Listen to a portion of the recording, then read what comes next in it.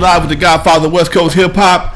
Today I got a legendary guest on the show, folks. Man, y'all don't know. Today my guest is a superstar legend from back in the day and still current. Thank you, baby. Still current. I like the superstar legend you talked about. Talk about it now. Man, I played this guy's songs back in the day. This is real talk right here. Another group, we got a lot of history together. I'm gonna stop talking and introduce my guest. My man is Howard from War, aka the Lowrider Band. What's up, Howard? Hey man, how you feeling, man? My pleasure. Being back in Compton. Man, I'm in Compton. You not quite. You close enough. Close enough. But you throw a rock, you be in Compton. You get a ticket in Compton. Well, when we hit El Segundo, I said, man, why we in Compton? Man, you right down the street from Compton. Yeah. You know, the corner that I ran for 40 years on Avalon El Segundo, Jeffy's, Eve After Dark, was a historical corner, and they were known for giving a lot of young bands opportunities. And I kind of picked that ball up and ran with it with hip hop. One of the main groups that came out of Jeffy's that was very successful was War. Yes, sir. War was the house band for Jeffy's on Avalon and El Segundo. But you guys won War at the time, right? You know, when we started working at Jeffy's, man, we just came out. We were still in high school. Okay, where'd you go to school at? Compton High. All right, Compton. That's first thing. We're gonna go back to that. Go ahead. Compton High School, and we played at Jeffy's. Jeffy's is a famous nightclub where my band first started playing. The first set started at 9 o'clock, but at 9:45, everybody was drinking. As we did that thing. So we were one of the first bands to really like get into Jeffy's and cut it up real tight, man. We had a show we were doing at the time, the James Brown show. We had little Johnny Hamilton with us, and we did the whole James Brown show like he did at the Apollo. Wow. Yeah. Wow. Now you know, for years, the old man who ran Jeffy's, Jeffrey Harris, has gotten me and his brother on the phone a couple different times. Lonzo, I got Howard up here, and I'm a fan of War. I'm a big fan of War. You ain't said nothing but something to do, okay? Yeah. I'm a major fan of War, and I would love to have found a way to put them Eve After Dark, but I'm dealing with them kids, and they can't relate. And Jeffy's, by this time, was doing some other stuff, and I'm sitting here, and I got a call from a buddy of mine, Talib. Got a shout out to Talib. Talib said, "You want to interview Howard from War?" Motherfucker, hell yeah! Okay, you goddamn right I do. And I get a chance. Now, see, people talk about me being a legend. This dude is a legend, okay? This dude is a double OG, triple OG. I'm a double, he triple. He before me, okay? Man, all the songs, let's go. All the songs, this brother's discography, man, as well as The Ghetto, Slipping in the Darkness. I did that. Deliver the Word, Lowrider. I mean, all these songs this brother did. Music. And come on, me and baby brother, Cisco Kid, feels so good. Don't let no one get you down. That's my favorite though. You like that? That's my favorite. My favorite. Okay. Don't let no one get you down. Yeah, that song which is relatable, man. That's like one of the dedication songs we did. Oh yeah. Yeah. I mean, anytime somebody's feeling bad, had a bad day or something. Man, come on, dude. You pop that song on right there. You know, like don't let nobody get you down. Right. Because I'll always be. No, you kind of brought you back up. You know, what I tripped on back in the day, though, and even now, and my group, World Class Wrecking Crew, had the same issue. Yeah. Not really the issue, but even though we was liked by black folks, we was loved by Latinos. Oh yeah, yeah. And they love War. Look, man, when we first kicked off, and we were playing, war music, and we're black group, one white boy, the Oscar. Okay. And the Mexicano group, the Mexicano people, man, they kind of gravitated to us. Even today. Okay. So when we went out with the Latin bands like Tierra and El Chicano and Malo, they would get upset with War because it was wondering, how come, you guys got the big time, Mexican audience going for you and you're not even Mexican. Right. It's like this. When you listen to music, it's all about the music. You don't put blinders on. You're not supposed to see what's playing, with there. But as soon as people saw who we are, then they start kind of judging who we are. But before they even saw us, the music was what was getting us over. Man, but the sound, I can't call it a Latino sound, but you got the congas, you got the that little whining thing, I don't know what it is. Harmonica, okay? Yeah. You got these different instruments, and it just gave it a flavor, man. Your music was always, for me, Sunday in the park, kicking back, in the park music. We had this thing coming out of Compton that, it kind of like brought that music together. It was like Compton, I was in Compton. Harold Browning was out of Long Beach, so we would rehearse at my mother's house in Compton. Okay. Then go down to Long Beach and rehearse. But what we have to do was, anytime we go to Long Beach, you know, we have to take some of the cats from Long Beach, from Compton with us to stand outside so we could just rehearse. Because Long Beach wasn't no place where we could go rehearse easy, because Long Beach had a thing called the Pharaohs. Okay. And the Pharaohs didn't like Compton, man, but we did a whole lot. The Pharaohs was black, Mexican, or white? Black. Pharaohs. Long Beach. I never heard of Pharaohs. Oh, that's the group. That was Long Beach. They was at Long Beach Poly. Okay. But they was the Pharaohs, man. They gave us a hard time, but they didn't give us a hard time because we had all the heavies from Compton sitting outside doing this. So they was having fun doing that. But that was back in the day. Wow. Now you guys you from Compton High School. Yeah. You know, and I tell people all the time, man. Most people don't understand the musical legacy from Compton goes much deeper than N.W.A. Okay, much deeper than N.W.A. And it just pisses me off sometimes. I mean, when music got in Compton, the N.W.A. No. It was we was doing things in Compton long before N.W.A. even grabbed the microphone. But look, when I first went in Compton, what we had in Compton, true story is coming up in Compton. Everybody in Compton either was a dancer, there was a singer, or they played. I had a band, but everybody was in the music. There wasn't no gang band or nothing like that. We all was in the music.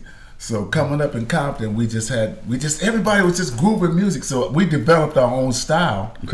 In Compton, the war thing came out of just a grooving in Compton. Okay. Now you guys, I met a former drummer of yours. Last name of Michael Dolphin. Oh, yeah. Okay, I met Michael Dolphin at an event down at the African American Center downtown, and we was talking. I didn't know he didn't know. I didn't know who he was. I knew his dad owned Dolphin Records. Okay, and we call this some real history, folks. This is real history, and you got to do some Googling to figure this stuff out right here. And you got two OGs dropping on you, so do your homework. And Mike said he was the drummer for your group before they became War. Well, did he went to the service or something like that? Well, I give Michael props for being there because we all went to high school together. Okay. When we played like in the neighborhood, like I said, everybody played music. Okay. So Michael, we'd go, if somebody would drop out, we need a drummer, he could drop right in. Okay. Yeah. Okay. But he didn't make it to the top of us, but he was there with us. Right. He said he stepped off right before you guys blew up. Yeah, well, a lot of them did that, man. But we stuck together. But Michael Dolphin was like I said, his father owned Dolphins in Hollywood, badass record companies, record shops in L.A. Okay. Now, who'd you guys find with? You guys were with Atlantic. United Artists. We were with United Artists. Yeah. Okay. Yeah. How long did it last? From the time we did, I'll tell you what, when we stopped playing with Eric Burden. Okay. We started with Eric Burden. We did a Spill the Wine. Okay. You guys write that's your song? Yeah. Because I know it's been done a couple different times. Isley Brothers. By some white brothers or Isley Brothers. Isley Brothers did it. About 4 or 5 groups did Spill the Wine. We did that. That was our first cut that got us over with Spill the Wine. We was playing with Eric Burden. Okay. And we did 3 years with Eric Burden. Okay. Until we started doing our own. Here we were with Eric Burden on MGM, but we got so big with behind Eric Burden until we had to sign with another company. Was United Artists. Okay. So we went to United Artists, and that was our first record company, United Artists. Man, look, when I heard Lowrider, I was about 16 years old. Really? I was about 16 years old. My buddy had an old Buick LaSalle.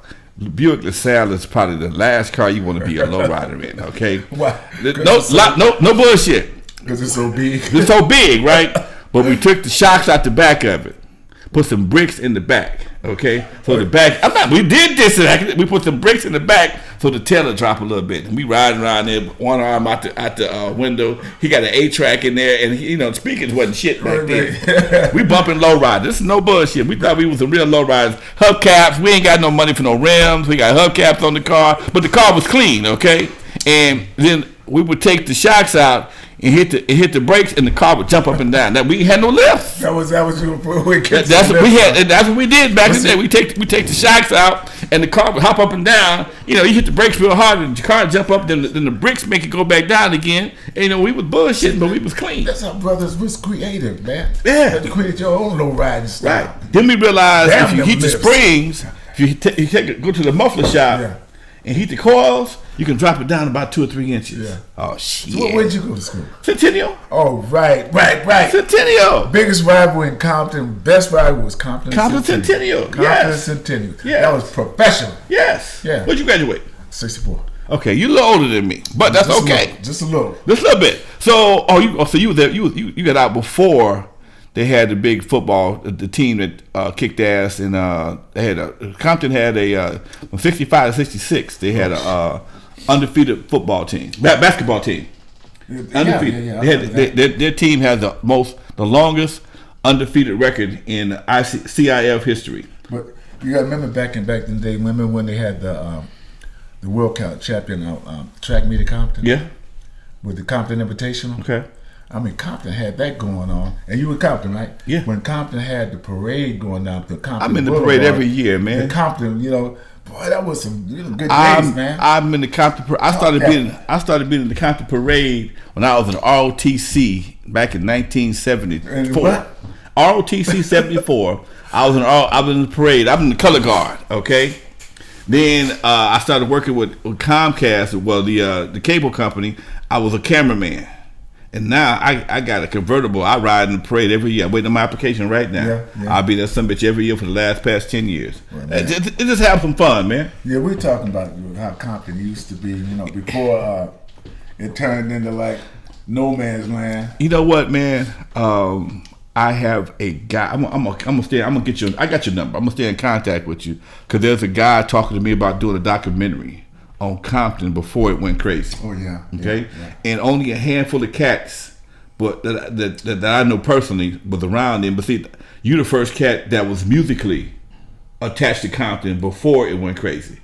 Oh. Okay. I remember we used to rehearse and Easy used to cruise by. And just check out what we was doing, man. We was jamming so hard, before we got into doing music himself. Cats used to just come by because we would just be rehearsing and the music would be all over the streets. And we would just laying down some hardcore licks, but turned into Slipping in the Darkness, right. And, Lowrider, and Why Can't We Be Friends? I see my band we put down some of the classic sounds of the rock industry. Man, when you think about some of the stuff you guys did, like Why Can't We Be Friends? That's been sampled before? Yes, yeah, for sure. I know it has. I mean, I just don't know who it did. I can't call it offhand but it just seemed to me that was just to sample this too. Okay. Let me do something right quick here. Yeah. Why Can't We Be Friends? Who did that? Why can't we Biz Marquis. Okay. All right. Oh, okay. Yeah, he did. Okay. Mellow Man H, that's my boy. All right. Now, how many songs did you write? Was you a writer of the songs, or I wrote most of the big songs for War. Did you? Yes, I did. You keep your publisher? I did. Ooh, I ain't mad at you, baby. That's why you look good, okay? Do he look mad? Do he look mad at anybody? Now, he just said he graduated in 64. I graduated in 75. He look just as young as I do, okay? We both old as the motherfucker. Publishing may keep you young, okay? if you get in the music industry, what you really want to do is take care of your business. It's the music business. Not sitting up playing music and let somebody else take care of your business. Right. You got to take care I tell them all the time, take care of your business and your business will take care of you. Right. Okay. But, people get into the music business, and when they get into it, here, I want you to come into the studio. Get you in the studio. You start recording music. I got you. Don't worry about it. Here's $10,000. You ain't never seen $10,000 before. Right. Mama, I'm rich. We rich. We getting ready to come up. And you say your song is number one in the country right now, right? Mama, we rich. We got $10,000. Here's a whole $1 million over here, something that you don't even know about. Right. But when you find out about it, you mad. Well, you're mad, but it's too late. You got to get them. You got to get lawyers to take care of what you didn't take care of in the beginning. Look, the man, music business. I tell them all the time when ECM and Jerry Heller was alive, he's always brag about it. Nobody ever sued me, because once you signed the contract, ain't nothing to sue about. Ain't nothing to sue for. You said you was going to do this. You said it could have your name and likeness, your publishing, your writers, everything. You gave it to the company, so ain't nothing to sue for. You just screwed. Okay?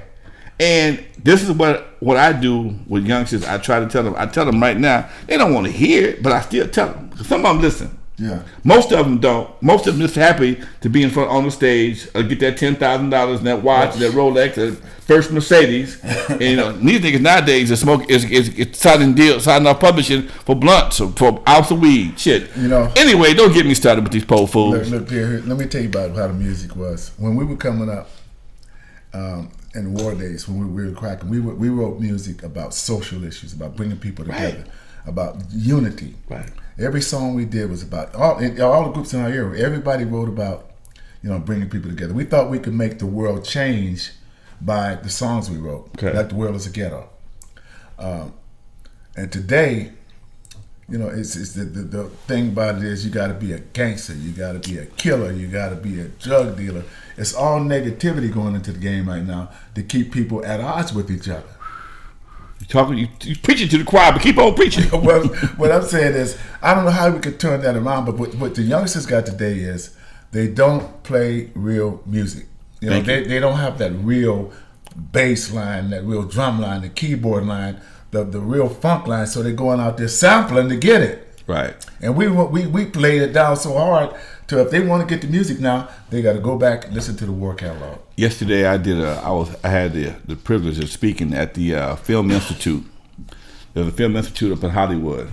I was a guest speaker yesterday, and one of the guys asked me, "Man, what's the next step for hip hop?" I told him, "Live instrumentation, dude, because the digital thing is cool, but the digital thing it sounds." On all day music, you can't hear that little squeak with the guitar going back and forth. Right, yeah. You can't get that with that gives you the realness of the music. If you hear that right there, how that guitar had squeaking, that was my guitar. The strings, the strings I had when you hit that lick like that. Okay, just going back and forth. You did get that sound, right? Yeah, because people, when you hear that. It's authentic, right? Okay, but most people don't pick that up. Dude, I picked it up back in the '70s. Okay, well that's really because cool. I'm a music. I tell people I'm a DJ first. I'm a music lover first. I'm a DJ, club owner, songwriter, all that stuff. But my first love is music. I got to tell you the story. We're 16 years old. My buddy's Buick had a dead cell in the battery. Back then, you couldn't afford the battery, and we are listening to music in his mama's garage, but we got a Richard Pryor album. Okay, right. The Richard Pryor album back then, you couldn't go to the store and buy a Richard Pryor album. If you weren't 18 years old, you couldn't buy a Richard Pryor album. Yeah, you had to go to a swap meet and buy it. We bought the album, but if your mama heard you listening to the album, you get your ass whooped. So we went into the garage, closed the door. But because he had a dead cell in his battery, we had to close the door and keep the car running. So we in a one-car garage with the car running, listening to Richard Pryor, okay? All of a sudden, we laughing and start coughing. Laughing and coughing. We didn't realize we was killing ourselves. We were dying from carbon monoxide poisoning just to listen to Richard Pryor's album. This is no bullshit, okay? So this is how much music meant to us. Even though that wasn't a musical project, we had to have it, man. Because it was we were sitting in front of his house with the in this little raggedy ass lowrider and let the car run, listening to Lowrider, the Isley Brothers, and whoever else was available at that time. You guys, Ohio players, and the Isley Brothers are like my top '70s funk band. Man, okay, look, I just have to tell you that when War would go on the road, one of the shows it was the Isley Brothers, Parliament Funkadelic, and War. Mm-hmm. George Clinton, man, we was having some of the best shows you could imagine, man. We just like packing audiences. We was kicking ass back and forth, very competitive. That was a good thing. It's supposed to be. So we took a break. We was all feeling good. And we came back, and George Clinton, we came back and looked up, we saw this thing up in the air. I said, what the hell is that going on? George Clinton went crazy, boy, with the mothership. With the mothership. And boy, when that thing came down, I said, it's all over now, y'all. Shit, George Clinton went crazy. But that's what I'm talking about. And so we had to get our game just a little bit harder because we came back with the lasers. Ah, okay. Lasers. Okay. And I had the sparkling suits from the nudie suits with the rhinestones. Okay. And my boy back there, what's his name? Roger. from Zap. Oh man, he saw that right there. He said, "Oh shit, this nigga right here sparkling and stuff." So Roger went out and had upset me one. He went and got him a suit with real lights in it, you know. So he had a suit that had electric lights in it, man. I was going off there with just lights hitting mine. Man, look, competitive stuff, man. As World Class Wrecking Crew, the worst show I ever did in my life. I hated going behind Roger and Zap. Okay, we in St. Charles, Lake Charles, Louisiana. Is Wrecking Crew, the boys, Kool Moe Dee, and Zap. Zap got to be on the plane. And usually Zap closed the show. You know, with Zap closed, I'm good. I'm out of the audience having a good time. This time, Zap got to go third. We got to go fourth. Shit, Roger done jumped off some shit, pulled off his pants, and they zapped. Oh man, you can't fuck with that. Tell me about it. You can't do nothing with that. Okay. Then before that, the boy I hated the boy, the group called the Boys out of Carson. These little niggas is flipping and jumping around. You can't, and they cute. You can't do nothing with this shit. Okay, you can't do nothing with that shit. These niggas, you got 5-10 years old me. You athletic and limber and shit, and you looking like a little baby. I'm like, oh, that was the worst shit we had. Now, like, get me the fuck out of here. Okay, give me my money. Let me go home. Well, I just had to tell you about that Roger and Zap thing because Roger's a cool player, man. Yes. You know? But me and him were very competitive. Okay. And we like even most of the guys from Ohio. Okay. With War, because War was just like straight street out of Compton, Long Beach. Okay. And when everybody looked at us, man, we had a target on our back because it was just so hardcore and so good. Okay. And we played good music and we just kicked the ass all the way across the board. Wow. Yes, sir. Wow. Man, but all right, now here goes the business part. Yeah, you're not War no more. No. What happened with that? Right. I know it hurt. No, this I had to get over the hurt, man. What happened actually was when we did the Peace Sign album. Mm-hmm. And we worked on Peace Sign. It took us about a year to get that thing. I wrote a lot of songs for Peace Sign, like Wild Rodriguez, and that's just one of them, but a whole lot of songs. And the money was like crazy. I mean, it's absolutely crazy. We was pulling about 80 G's a night. So management kind of got to looking at me like, well, you know, you got a little bit too much control over here. You got too much power over here. So we're going to bring you back a little bit. And to bring me back, they had to fire me. From your group? So yeah, to fire me from my own band. You want to hear the story? Go ahead. I got time. I got plenty of tape in this. Okay, so I'm sitting at home after doing this whole Peace Sign thing, going on tour, building this band up, and I get a letter from one of my band members. They'll tell you your name? Go ahead. Lonnie Jordan. He wrote me a letter saying that, well, because me and you can't get along anymore, my relationship is over. I said, what? Why would you even do that? Next letter I got was from the record company. Said, we terminate your contract. And that was just before we did that show with Sinbad in the islands when he was going over to do yeah. So I'm out of the band to come back. I had to come back at a lower state. So I said, well, Jennifer, I'm going to get ready to go back. She said, no, you're not. You're not going back. And me and her stuck together to the point that we were homeless. No home, no car, no nothing. She said, because I'm used to like living a certain lifestyle that I would have to go back to that. Everybody knew that. And I didn't do it. To the point that, yeah, we were homeless. Till my sister found out our situation and sent me $1,500. From that point, we never looked back. We came all the way back up. But you're talking about to make me come back and be another person? I didn't do that. I am here today to tell you it hurt, but I feel better now than I ever have. Wow. Yeah, that's true. So you got another group now? I got the Lowrider Band with myself, B.B. Dickerson, Harold Brown, and Lee Oscar. Okay. Yeah, that's the core of War. That's the core of War. Yeah, we can't call ourselves War. Wow. But because of that, we're stronger. I don't need to be war. I did that war thing. Okay. I wrote the war songs. I wrote Slipping in the Darkness, Why Can't We Be Friends, Me and Baby Brother.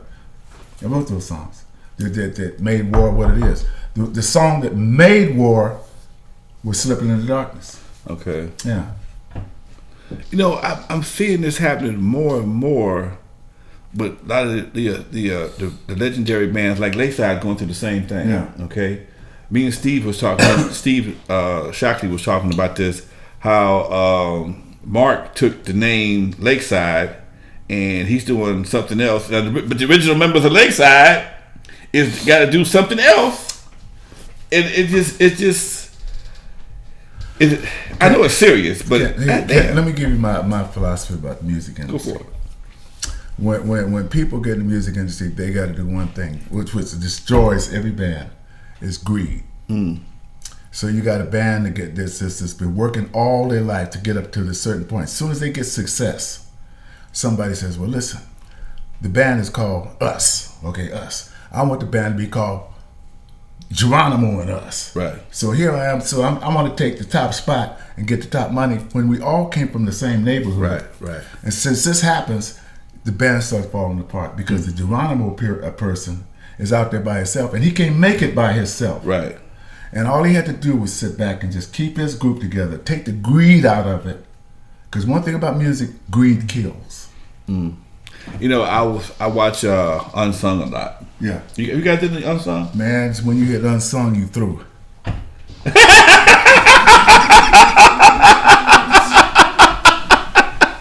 That's cold blooded. But I was watching my boy Reggie Calloway from Midnight Star. And they were saying how that they were, you know, everybody was sleeping together, living in the same house, right. Same van, and you know, living. But all of a sudden, them records started taking off, and the people writing them songs getting bigger checks, and they getting the publishing checks, and they're trying to figure out why can you got a Mercedes, I still got a Volkswagen, you know, and because most people, a lot of artists get so caught up in the celebrity lifestyle, they want to do the parties, they want to do all the bullshit that come along with it. But when it comes to go to the studio, they leaving you in there with the pen and the pad, writing songs for them to record, but you don't get the same money because you ain't wrote nothing. Or you sit back and don't come to the studio. Right. And you let one thing take over. What's going to take you down is either the drug thing, the ego thing, or the alcohol thing. They all come together. Say that one more time, please. The drug thing, the ego thing, or the alcohol thing. 3 things. Oh, get one you more. Girls. Come on, man. We got the girls all over the place, right? 4 things you got to look out for, fellas, in this game: the drugs, the ego, the alcohol, and the women. When you get one of them 4, because some cats get all 4 of them. Okay, you get all 4 of them, nigga, you might be gonna just pull the world over your head and say fuck it. Okay, they go nuts. But if you one of these 4 things will break up a group quick, fast, and in a hurry. Yeah. Okay. Exactly. And it's usually money. Death Row. Oh. They died. They Ruthless went out behind money. Okay, and it's usually that situation. You see it all the time, man. You see it all the time. One person want all the money, but if y'all can do this forever, I mean, everybody stay steadfast in their commitment to the organization. Y'all can do this forever. You know, you're speaking about Jerry Heller. Jerry Heller was War's agent at William Morris. I heard about that. Yeah. He was a war agent at William Morris. So when you see the movie Straight Outta Compton, right? You look on there when it first come on. They got 2 war albums that they show, and back there in Straight Outta Compton. That was because of Jerry Heller, because he was our agent. Okay. But then after he was our agent for a while, I don't know how he got into the point of like slipping over here and doing this thing with Easy. Okay, I'm the one put them together. You did? I'm the one put them two together. Look, in the movie, you see Jerry Heller carrying boxes. Jerry Heller don't carry no goddamn boxes. Jerry Heller was posted up in Macola. Him and his partner Maury Alexander, both of them are passed on.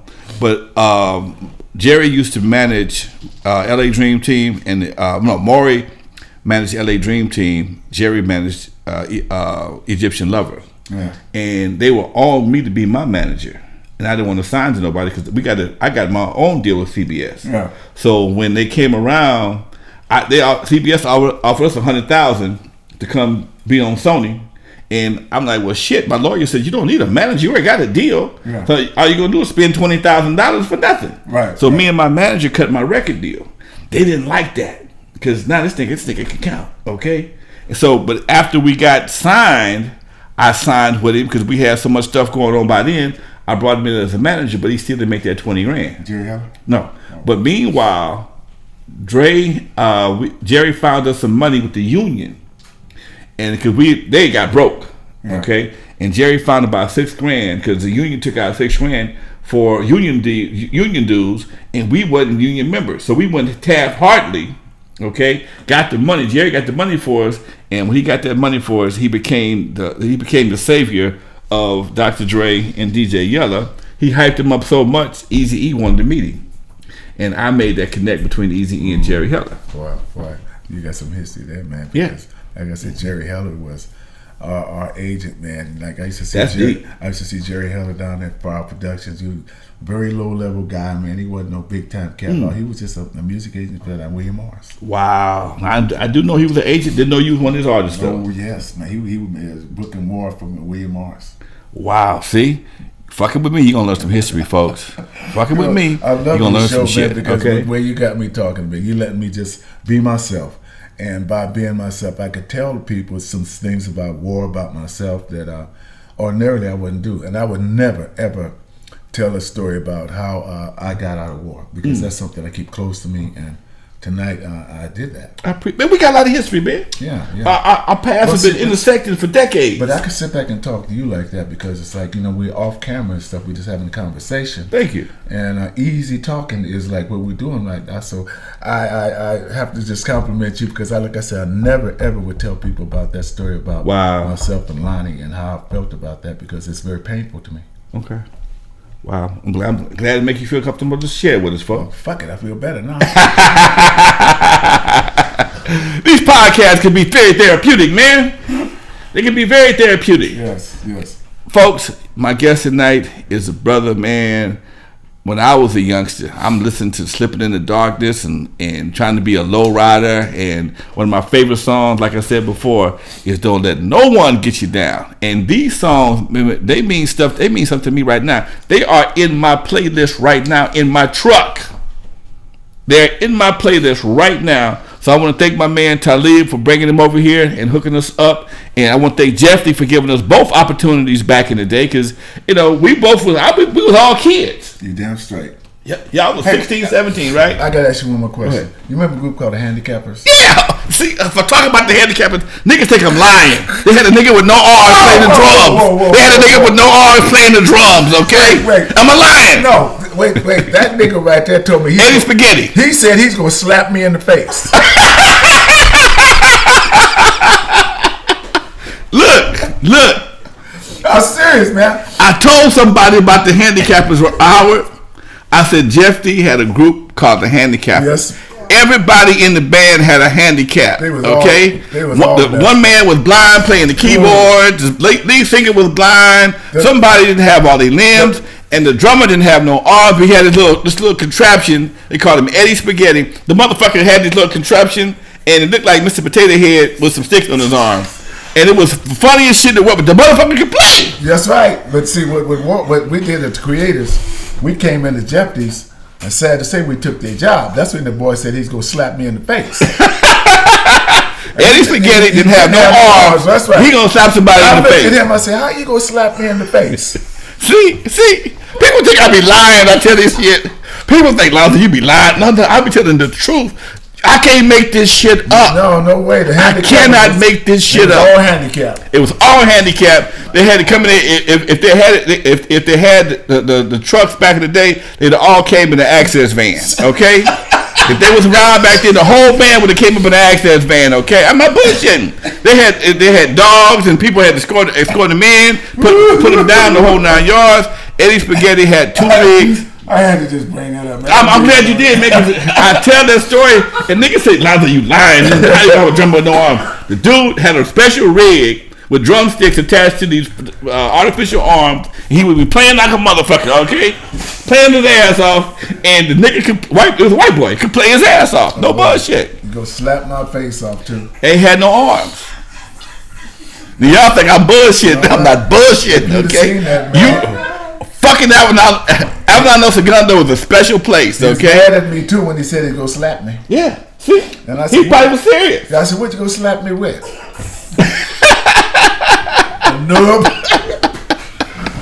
Hey, man, look, my man Howard, OG Compton, legendary musical artist from War. Man, it's been a pleasure talking to you tonight, man. I have to give it to you, man. I enjoyed your show. Thank you, Doc. Man, look, the history. I got tears in my eyes from about being up before I go, you guys ever play Doodles? Ooh, yes. Okay, that's what I'm talking about. Yeah. Okay, that's what I'm talking about. See, he a little bit older than me, but I came right behind him. It was still jamming. Did you ever go to the speakeasy at Doodles? You ever see the speakeasy? I don't know what speakeasy was. Doodles had a speakeasy inside the Doodles. Oh, yeah? You had to go through a closet. No, I didn't know that. Yeah, old man Doodles turned me on to it, okay? He was going to tell me the motherfucker at one time. Come over here, you're going to be off camera. Oh. I want you too far away from me. We was talking about me buying it because he got old. He like almost 90 years old when I got over there. And he was, let me show you something right quick. And he went in this closet, opened up during this closet, he kicked some shit, and this door slid. I'm not bullshitting. Door slid back, it was a fucking bar, okay? On the wall, it's no bullshit. In Doodles, on the wall inside the Doodles was original Ernie Barnes paintings. Oh, yeah. Okay? Yeah. All on the fucking wall. He was in my Ernie Barnes with partners. Right. And he told me the story of Doodles, how he built he took this helicopter factory. Because old man Doodles was in the music business too. Yeah, I know. He wrote Earth Angel. And he was the first black man to get his royalties and writer's credit from a platinum song like Earth Angel. And he said he built it on Central Avenue because back at that time, Central Avenue was the main drag for black entertainment. That's right. But Compton was still white. So when he built it, he had to build it on the tip of Compton, but close enough to LA so the brothers from Washington, they can come in, see the acts, and leave before the police can get to them. And if you made it big on Duto Records, they paid you with a bottle of wine. That's some shit I don't know about. Because everybody went to Duto, some of them singing groups, man. They would sit on Compton Boulevard and just be drinking wine and stuff, singing and stuff. Then they go to Duto, sing, and only come out drinking wine again. Wow, see? Paid by a bottle of wine, Ripple. Yeah. That's some bad. That's some Thunderbomb. That's some, Ripple is just shy of battery acid. It's like flavored battery acid, I think okay? Night Train is, let me tell you this story, man. I used to drink Johnny Walker Red and all that. Okay. So when things got hard, they turned me on some stuff called Night Train. Okay. So I get Night Train and get a nice glass and put some ice in it. Try to put that Night Train in there, try to drink it. That shit melted. No, boy, you get fucked up on a Night Train, man. No, didn't do nothing but just tear you up. Wow. Okay. See, we going back, folks. Night Train on ice ain't nothing. You're live with Lonzo right here. I got my man Howard Scott from War. Check out his discography, folks. The man ain't never been no joke. His band never been no joke. And like I said before, his songs are still in my playlist right to this day. Man, it's been a real pleasure and an honor to sit here with you, Doc. Thank you. Compton all the way, baby. Compton and Centennial together. You know you in trouble, okay? That's right. We out, folks. Peace.